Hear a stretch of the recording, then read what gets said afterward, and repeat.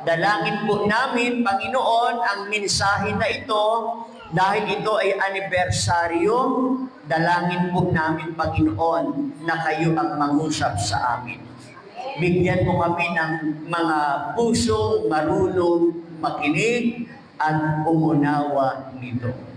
Sapagkat naniniwala kami, ang iyong salita ang nagbibigay sa amin ng kalakasan, ang iyong salita na nagpapagaling, ang iyong salita ang nagtuturo sa amin upang patuloy naming maunawaan ang iyong mga salita.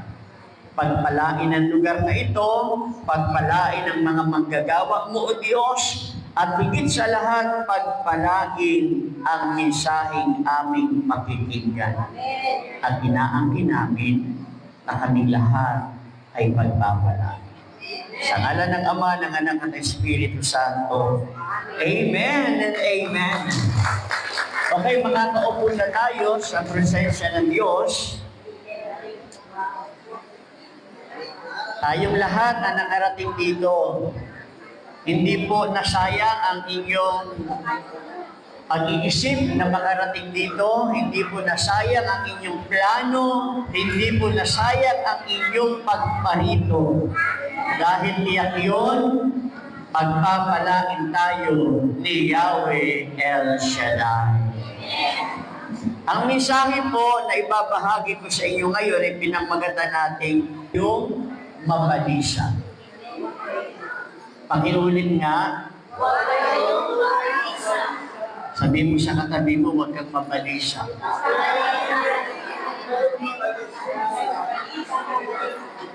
Ang mensahe ng Panginoon na huwag kang mabalisa, dahil ang realidad, tayong lahat,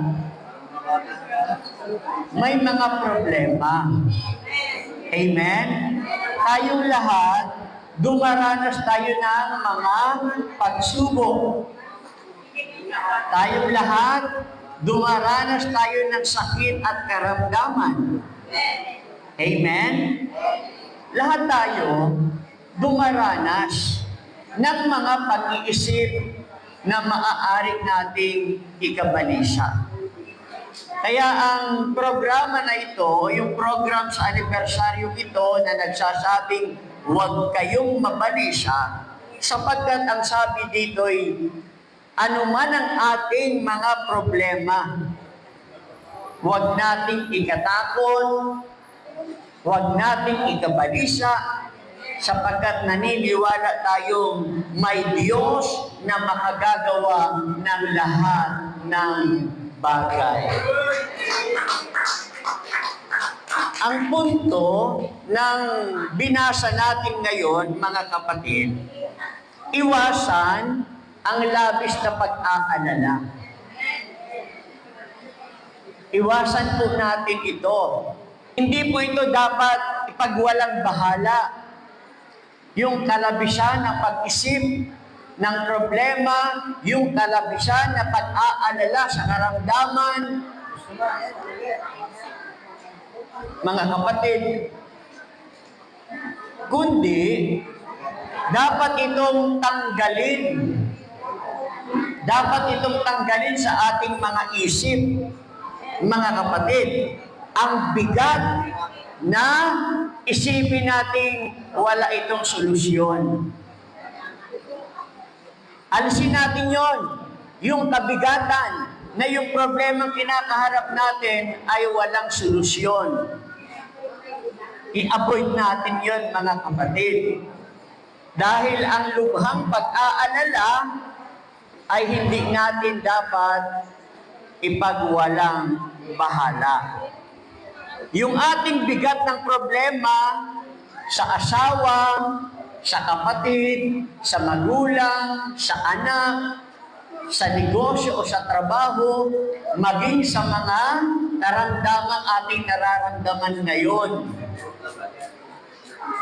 Kung mayroon man tayong ganitong ipinag-iisip natin, ipinag-aalala natin, palitan po natin ito, mga kapatid, ng panalangin. Kapag umiiral, kapag nangyayari, kapag naandyan na, ang mga alalahanin o bigat ng problema, huwag kang mawalan ng pag-asa. Lumapit ka kay El Shaddai at dalangin nating tayo ay magtatagumpay. Purihin ang Panginoon. Palitan ng panalangin ang bigat ng problema. Dalhin lahat, mga kapatid, ng pangangailangan, takot, at katanungan sa Diyos.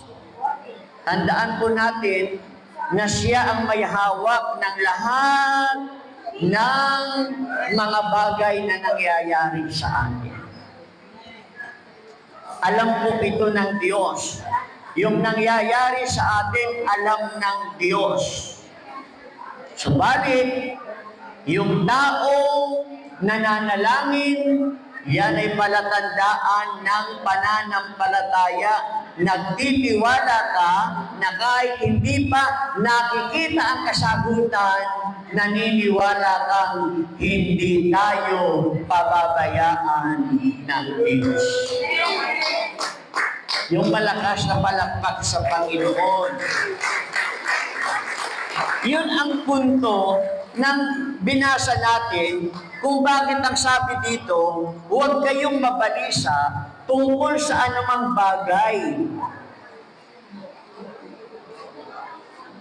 Anumang bagay yung nangyayari sa atin, huwag tayong mabalisa.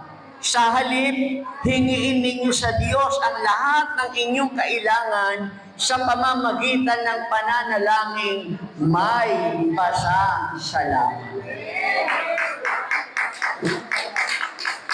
Kapag di mo kilala ang Diyos, kung wala kang tiwala sa Diyos, hindi ka lalapit sa Kanya. Tayo nga yung realidad lang.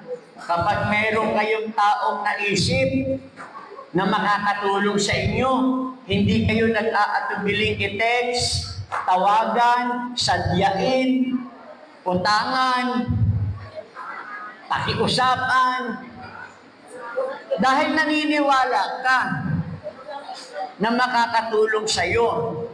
Ako po ay naniniwala na kung tayo ay higit na nagtitiwala sa Diyos, tiyak yun, lalapit tayo sa Diyos. Ano po yung aral na nais ko pong ibahagi sa inyo sa mga sandali pong ito? Ano yung mga aral ang makukuha natin dito? Number 1, ang pag-aalala ay hindi solusyon. Pakiulit nga.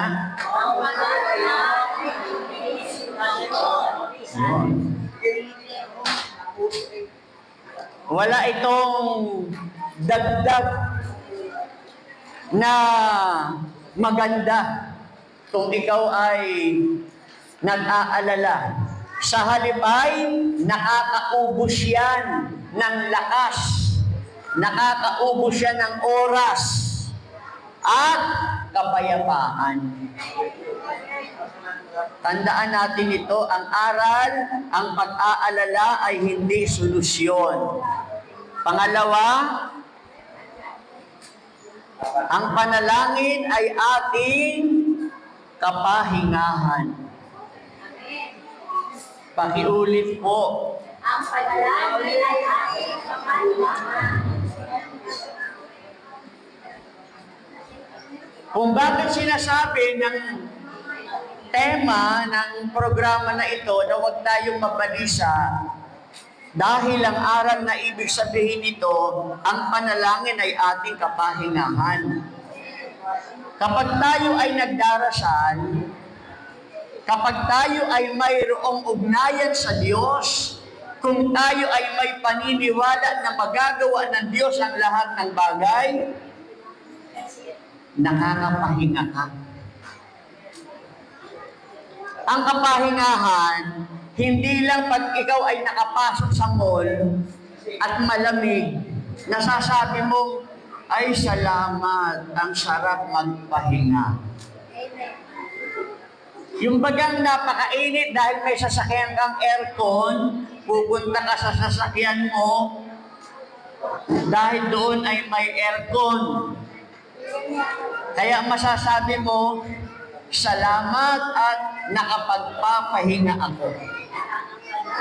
Pero ang tunay po na kapahingahan, kapag kilala natin ang Diyos at nagtiwala tayo sa Diyos at alam nating magagawa ng Diyos ang lahat ng bagay, hindi tayo nag-aalala na kapagpapahinga tayo sa paniniwalang ang Diyos ay makapangyarihan sa lahat. Naniniwala tayo na hindi natin kaya. Yung tigas ng ulo ng anak mo, hindi mo kayang baguhin yan. Yung problema mo sa asawa mo, hindi mo kayang baguhin yan.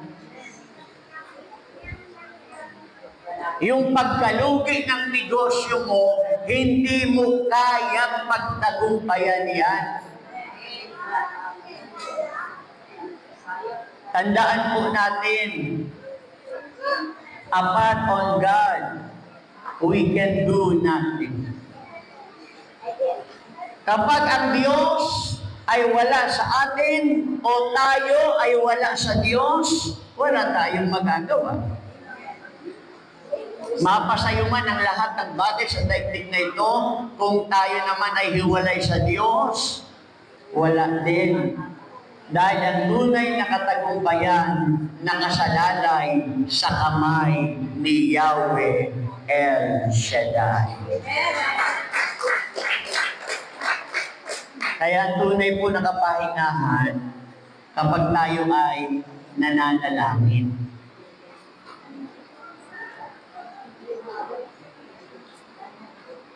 Hindi naman basta pananalangin.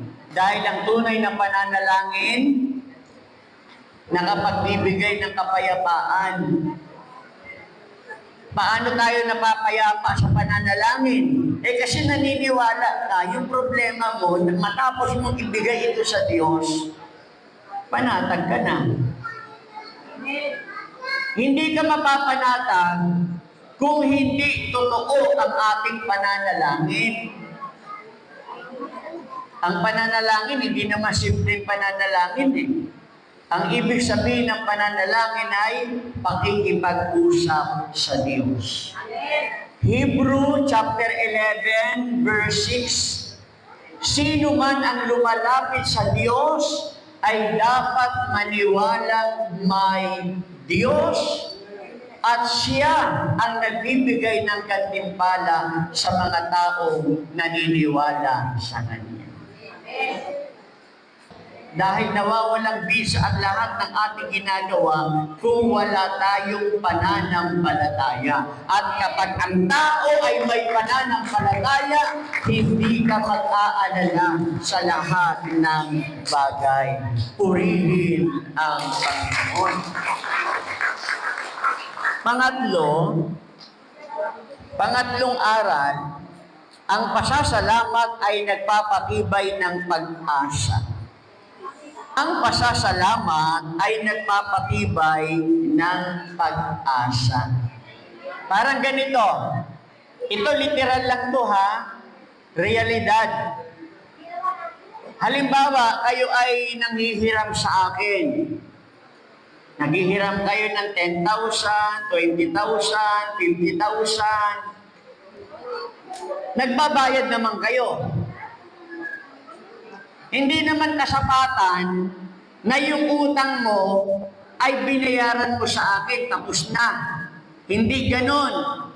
Ang kasapatan ng pagbabayad natin ng utang sa taong inutangan, dapat kalakip nito ang pasasalamat. Dahil kapag ang tao ay marunong magpasalamat sa taong hiniraman niya, nananatili siyang may pag-asa. Ano yung pag-asa niya? Makakautang pa siya.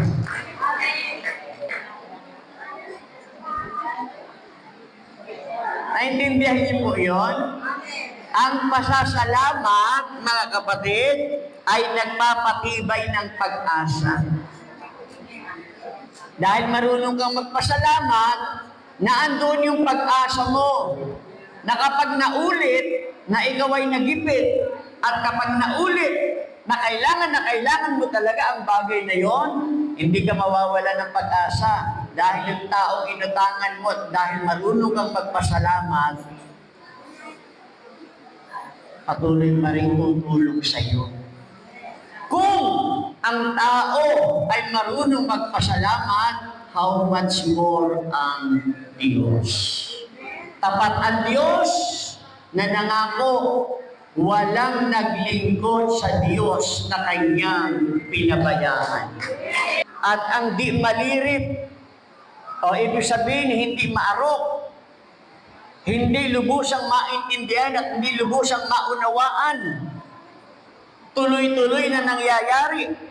Ang di malirip ng kapayapaan ng Diyos ang mag-iingat sa inyong puso at pag-iisip sa pamamagitan ni Kristo Jesus. Purihin ang Panginoon.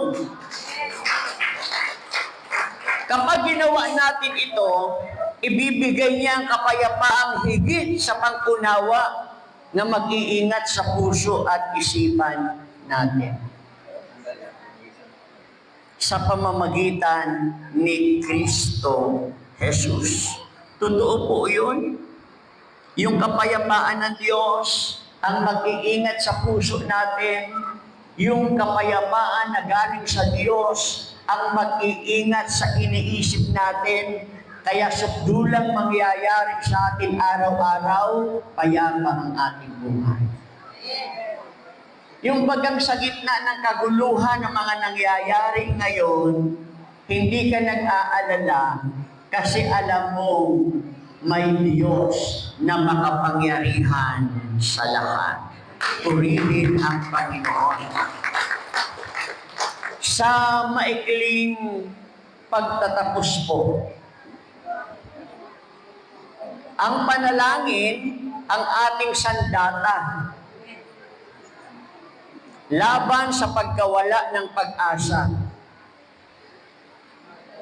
Kapag naandyan ay problema, yung mga problemang hindi mo hinanap pero dumating, yung mga pagsubok na hindi mo gustong mangyari pero dumating, yung karamdaman sa katawan mo na hindi mo lubos maisip bakit yun ay nangyari sa iyo at yan ay dumating. Kapag ang lahat ng ito'y umiiral at nangyayari sa atin, tandaan natin, tayo'y manalangin, lumapit sa Diyos at naniniwala ako, magagawa ng Diyos ang lahat ng bagay sa taong may pananalig sa Kanya. Purihin ang Diyos. Manalig lang at huwag mawalan ng pag-asa. Huwag kang mangangamba o mababalisa. Tumayo po tayong lahat. Magtiwala tayo na yung problema na dala natin bago tayo nagpunta dito, may Diyos na nakakaalam ng bagay at hindi niya tayo pababayaan. Taas niyo po ang inyong kamay, mga kapatid. Subukan niyo po ito. Ipikit niyo po sumandali ang inyong mga mata. Kausapin natin ang Diyos. Alam ng Diyos kung saan tayo may problema. Alam ng Diyos kung kailan tayo umiiyak. Alam ng Diyos yung problema mo sa asawa mo. Alam ng Diyos kung ano ang kalagayan natin ngayon. Ilapit mo ito ng buong pagtitiwala. May Diyos na nakagagawa ng lahat ng bagay.